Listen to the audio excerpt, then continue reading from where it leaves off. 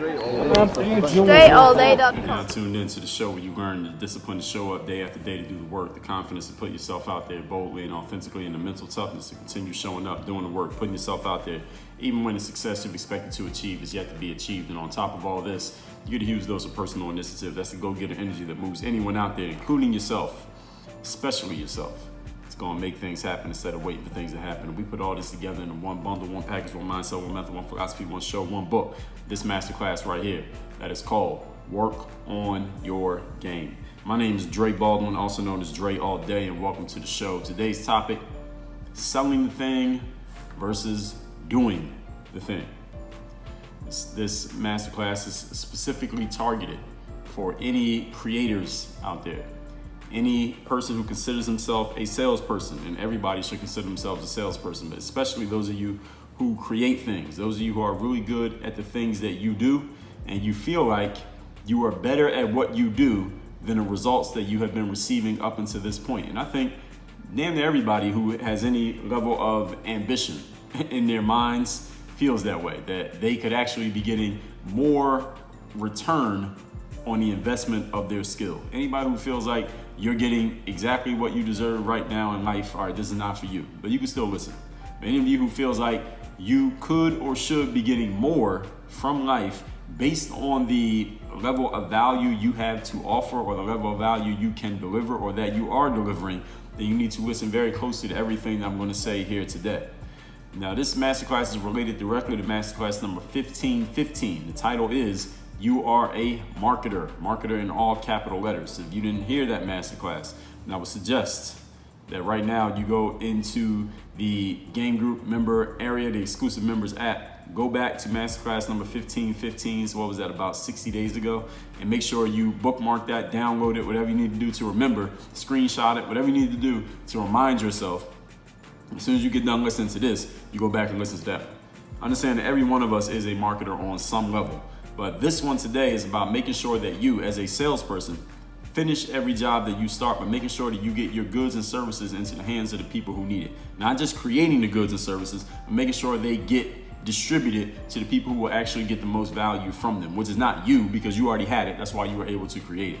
So this does not happen, getting your stuff into the hands of the people who need it, unless somebody, hopefully you, sells it.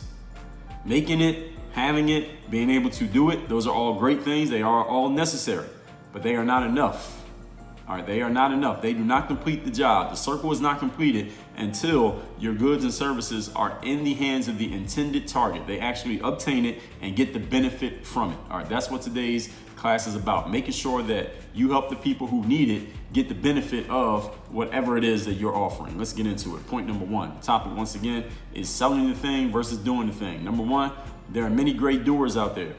All right, there are a whole lot of great, being a professional athlete, my background playing professional basketball overseas, I know many athletes who are great at their sports, in different sports, baseball players, soccer players, basketball players, football players, track and field athletes. And I hear from athletes in all different sports, horseback riders.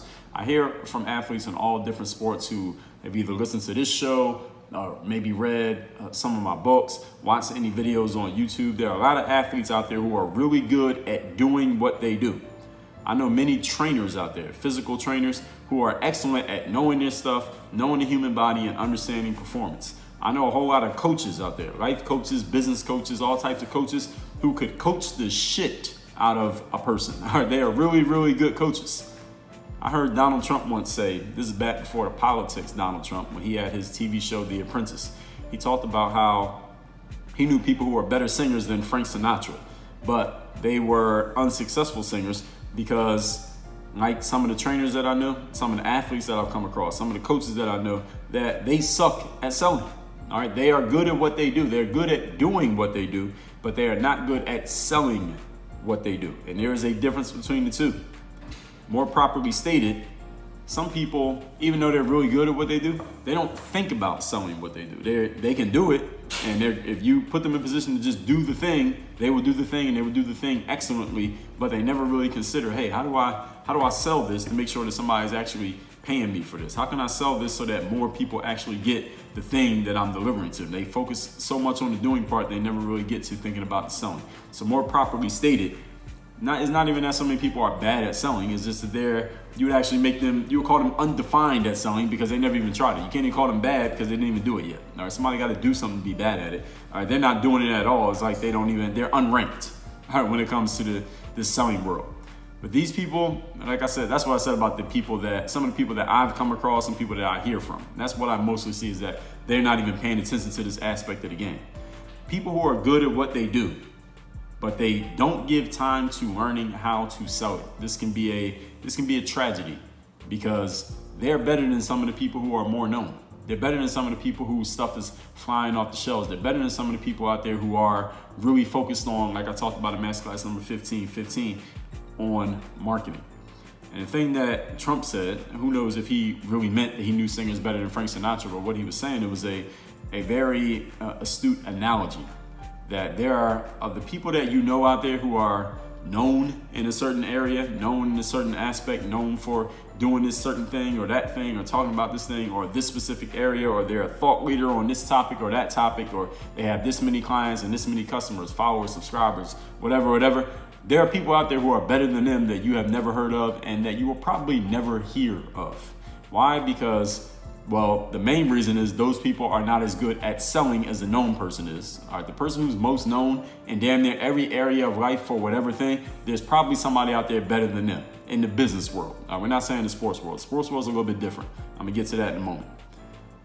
But in the business world, whoever you think is the most known person when it comes to, creating a sales funnel or marketing a podcast or how to write the best blog post or motivational speaking or whatever it is, there is probably somebody out there in the world think of the known person, whoever you think is the most known in that area, right? Or Google them, whoever comes up.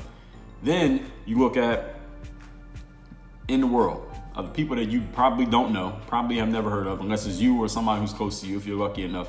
They are just as good, if not better, than that known individual. They have just as much, if not more value than a known individual has. The problem is nobody knows that friend of yours. Nobody knows that person living next door to you. Nobody knows, maybe if it's you, they don't know you. And why is this? It's because you don't put as much focus on selling your skills as you do on doing, performing, and sharpening your skill. The difference between you and a well-known individual, or your friend or your acquaintance or the person you follow online, and a well-known individual is that well-known individual has put the time into understanding how to sell their thing. Or they have someone around them who has put the time into understanding how to sell their thing, and they are leveraging that person's skill of selling to get their name out there. All right, selling is just as important, if not more important, than doing, ladies and gentlemen. People who are good at what they do but do not give enough time to selling it are not bad at selling. They're undefined at selling. They are unranked at selling because they have never tried their hand at it. Understand that doing things, performing, it matters a lot.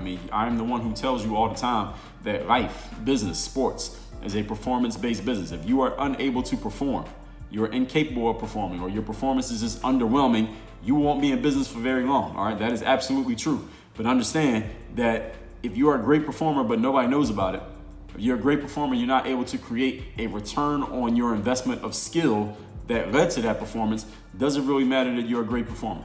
Selling matters just as much, if not more, ladies and gentlemen. So make sure whatever skill that you have, and I'm gonna explain to you how to do this here today, that selling the thing and doing the thing, all right, they are two separate skills. You can do the thing, I know. You work on your game, I know. You perform. You know that this is a results-based business. And we talk about results. Results could be making a sale. Results could be doing a performance. So that could really be semantics and perspective. But let's move on to point number 2 so you understand more of what I'm saying here. The topic, once again, is selling the thing versus doing the thing. Point number 2, devote as much time to selling as you do creating.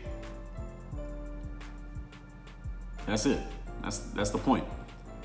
Devote as much time to selling, marketing, getting the word out, getting it into the hands of the people of whatever the thing is that you created, the book that you wrote, the course that you put together, the artwork that you painted, the drawing that you drew, the speech that you want to give.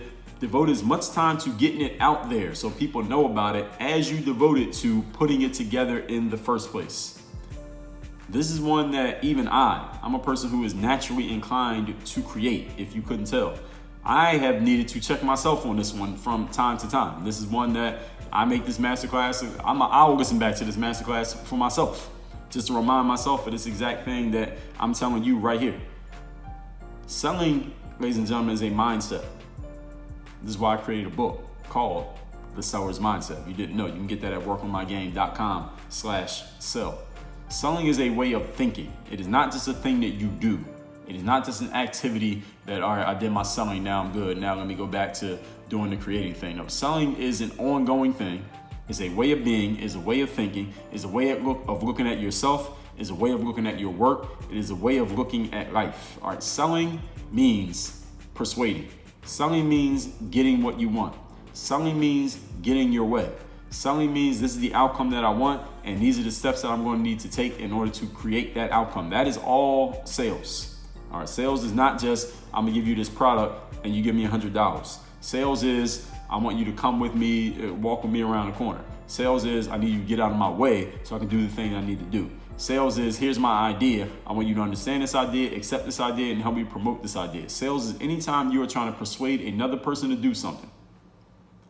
And you need to, this is what I'm saying here in point number 2, devote as much time to your skill of persuasion as you do your skill of creating, performing, and doing. And any of you who is a natural creator, whether you create videos, whether you are a course creator, whether you like to give speeches, if you're a singer or a rapper or a dancer, or whatever it is that you do that you think you're really good at and probably better than a whole lot of people at, and you have proof because you have done it a few times, or maybe more than a few times, and every time you do it, you're getting rave reviews and people are telling you how great you are and how life-changing you are and how amazing you are and how you're better than this person and that person. I know there are people out there who are feeling this way. There are people telling you how great you are, how much better you are than whoever is already out there, maybe bigger than you. Understand, the only thing separating you from getting that same attention and being able to sell more of your stuff is you developing the mindset of a salesperson. Once again, is why I wrote the book called The Seller's Mindset, which you can get at workonmygame.com/game. A marketing mentor of mine talked about this whole phenomenon because apparently many creators have this challenge. That's the reason why I'm spending so much time on this here, is that I know it's not a one-off thing. I know I'm not the only one who's ever had the challenge of spending more time on the creation space than in the actual selling space. Make sure you are not just going from creation to creation without taking some time in between these creation to sell the thing that you've created, whatever that thing may be. And at the same time, going a level deeper than that, or we would even say a level higher than that, or deeper, depending on which way you want to think about it, is making sure that even as you go from creation to creation, if you're a creator, you're going to create, making sure that you are carving out space in your mind and in your strategy, your process, and your commitments, your daily to-dos, however it is that you schedule your life out, making sure that you are putting time and space in there for the sales aspect of what you do. Sales aspect of what you do, again, is not a one-off thing. You just do it one time. All right, I sold. Now I'm good. Now let me go back to what I want to do. No, selling is something that you are constantly doing. The only way your creations get into the hands of the people who need them is through your sales efforts. So remember that you didn't create something just to say that you created it, just so you can brag about creating it, so you can look at it on your mantle or on your shelf, or you can frame it and say that you did the thing. That's great. I'm sure it feels great. I'm sure when you look at yourself in the mirror, you can be happy that you finally finished that song you said you were going to do. You made that artwork. You knitted that sweater. You wrote that book, whatever it is that you created. But understand, the goal of creating it is to help somebody else, because you already had the knowledge. Or you didn't create it because you need to remind yourself. You already knew those things. Now, you already had the skill to do that. Maybe you just wanted to create it just so you know you could do it. Or if you happen to be in the business world, you got to sell it. Okay, if you created something just for yourself, that's all good. Anything you created with the intention of other people having it and using it and benefiting from it, you had to sell it to them. They are not going to just come beat down your door because you built it. All right, I think it was a movie, Field of Dreams, where it said, if you build it, they will come. All right, that was a lie. It only works in the movies, only in fairy tale Disney movies. In real life, building it does not make them come. Building it is a good thing. You had to build, you had to have something. You want people to show up, you better have something to give them, but you got to sell it to them. If you build it and you sell it to them, then they will come. Okay, Field of Dreams left out one of those steps. All right, don't just go from creation to creation without taking the time to sell what you made. There is no use creating a bunch of stuff that is intended to help people if those people never know about or otherwise do not have the thing to actually reap the benefits that they're supposed to get through you. And if you have value to offer to the world, you need to develop. I heard Robert Greene, who's my favorite author, he made a couple of YouTube videos. I heard him talking about this recently. He said you have to have a deep emotional need to get your idea or your movement or your whatever it is you're creating, whatever it is that you want to get out into the world, you have to have a deep emotional need to get it out there and get it to the people who need it. Because if you don't have that, then you're not going to have the drive. And when you face setbacks, you're going to quit. And when things are not working, you're going to feel frustrated. You're going to start feeling sorry for yourself, and you're going to end up giving up. And the friction of life is going to slow you down and grind you down to a halt to where you're doing nothing at all, if you don't have that deep emotional need to really get the result that you're after. So when I talk about performance-based business and a results-based business, understand that your performance, doing the thing, matters. But also when we talk performance and results, you can just as easily make that mean getting my stuff into the hands of the people who need it. That's the way I need to perform. My performance now goes from making a YouTube video or writing a song or putting together this manuscript or making this screenplay for this movie. That was my performance. Now my performance is, or you could even say my result now is, I need to get this into the hands of a producer who can actually get my movie made so I can get paid for all this work and the writing that I did. So, or get my song out on Spotify and get somebody to listen to it so it can start getting shared and start getting streamed so I can start getting paid, and maybe I can get an audience and I can start doing shows and getting paid from the live gate or whatever it is that you want to do. But you need to understand that performance and results-based business does not just mean doing the thing. It also means getting that thing into the hands of the people who will actually need it. They cannot benefit from it if they do not have it, and they will not have it unless you insist on selling it. Point number 3. Today's topic is doing the thing versus selling the thing. And these are two different things. Now understand that all famous brands, well-known people, popular products, ideas that take off, all of them are backed by devoted salespeople. Every famous brand, every well-known person, every popular product, every idea, there's a devoted salesperson behind it, or a team of devoted salespeople behind it. This guy by the name of Russell Brunson is a well-known marketing guy. He's a guy who talks about selling the thing versus doing the thing. And he told the story of how when he first got married, he and his wife, they wanted to start a family. They wanted to get pregnant, and they were trying to get pregnant, but they had been unsuccessful. And one day his wife called Russell while he was at work, and she said, hey, there's this guy on Oprah who's like a fertility doctor. And Russell wasn't that excited about it. He knew they were trying to get pregnant, but he wasn't that excited. Or there's a fertility doctor on Oprah, so what? And his wife said, well, this doctor happens to, he just mentioned that he's based in the same city that we live. And they ended up, after hearing about this doctor on the Oprah show, they ended up going and seeing this doctor. And over the course of, I don't remember how long it was, but the doctor worked with them because he had come up with some new process to help people get pregnant who felt like maybe they had tried, but they had been unsuccessful in getting pregnant. They had tried a lot of stuff that hadn't worked, but he had this new process, and he had somehow gotten himself on Oprah. He got seen.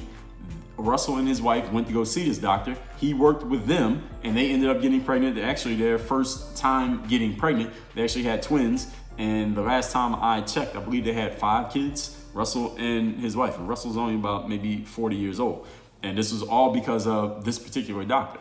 And Russell was telling that story to explain this. He said to the audience after he finished telling that quick story, he said, do you all think it was easy for that doctor to get on Oprah?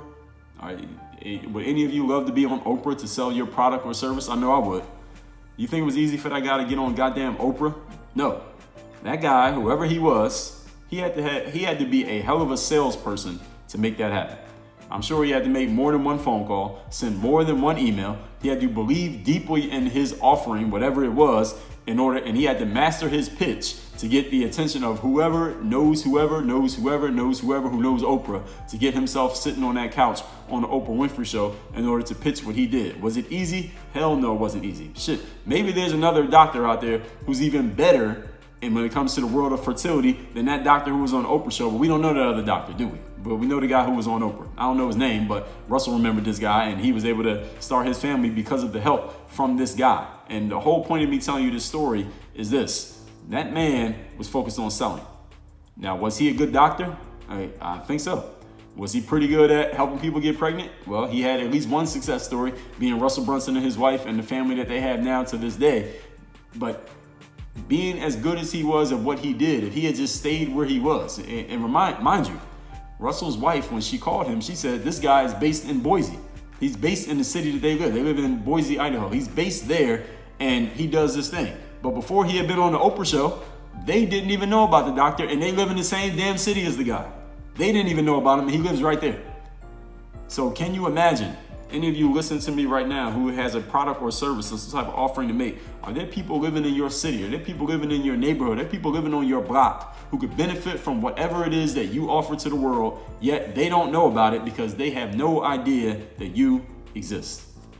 That doctor, when he got on the Oprah show, people who lived in the city that he was already in now finally knew about him. Now, am I telling you that you need to get on the Oprah show? No, because the Oprah show doesn't even exist anymore. So you can't get on the Oprah show.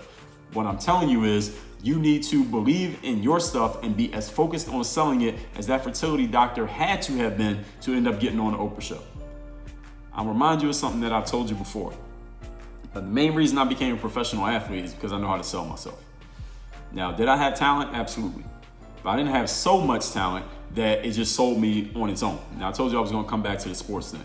The sports world is very much a meritocracy. In a very big way, sports is a meritocracy, meaning whoever has the most merit, meaning the most game, the best performers, usually get the results. And when you're getting great results, you're going to get paid based on the way that you're performing. The highest paid athletes are usually the best performing athletes. Usually, there's sometimes an athlete may be overpaid because they were able to fool a team into something, or underpaid. But generally speaking, the people who are getting the most rewards in the sports world are usually the ones who are producing the most results. That's pretty much, it works there generally, all right, in an aggregate way. It does work that way. And the people who are not performing, they are at the very bottom or they're completely out of the game. That's the way that it works in sports. Again, in aggregate, generally speaking.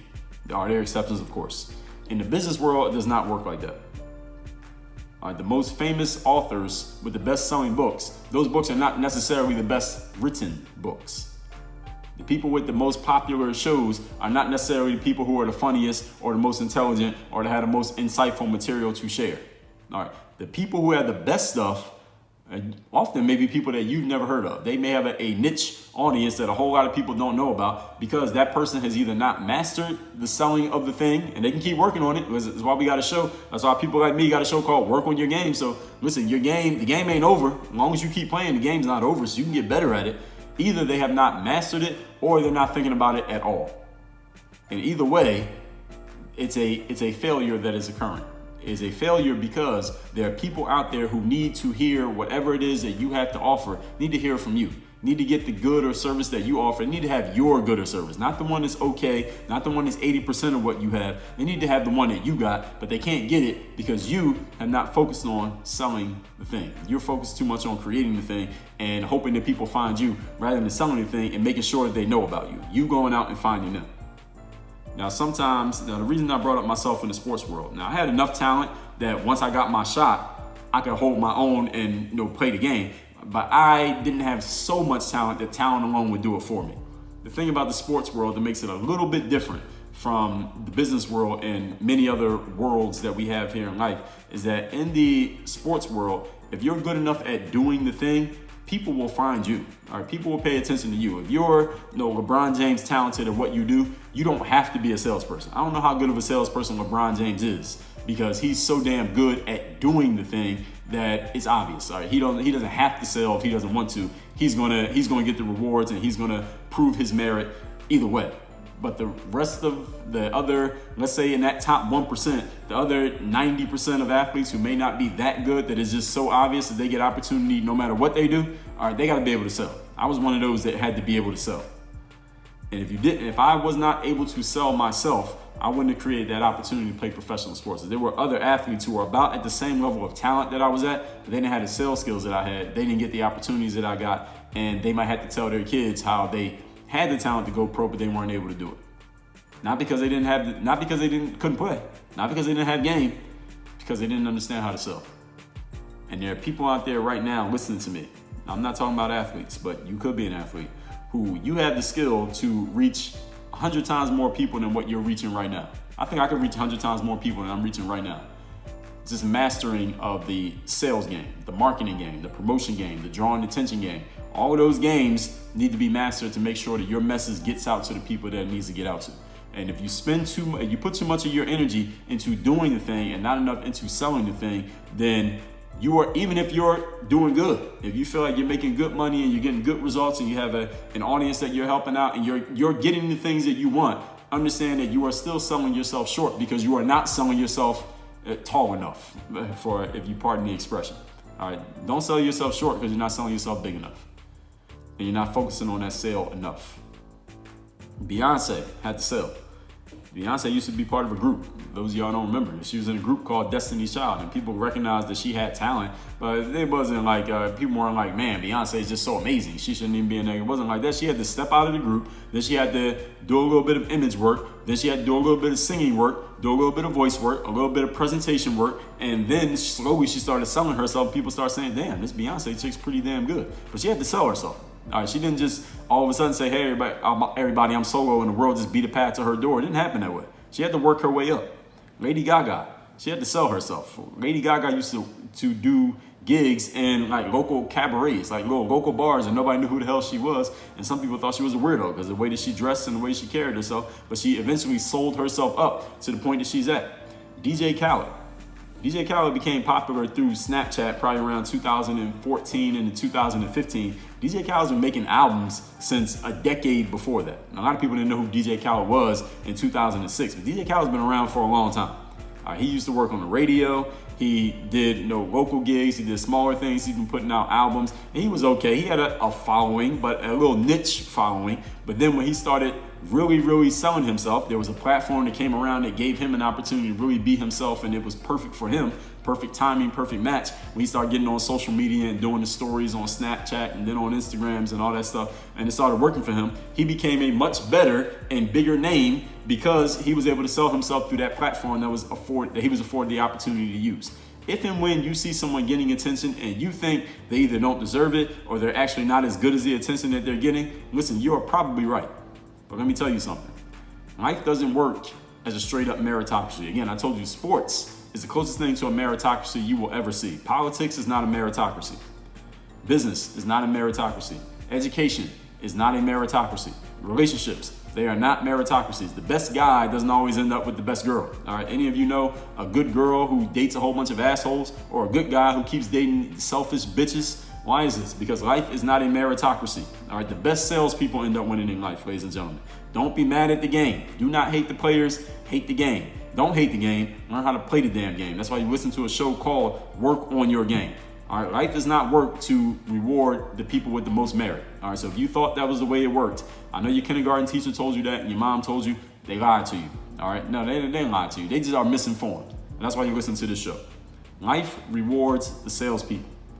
Listen to masterclass number 1314. Know what the topic is? Learn how to play the game.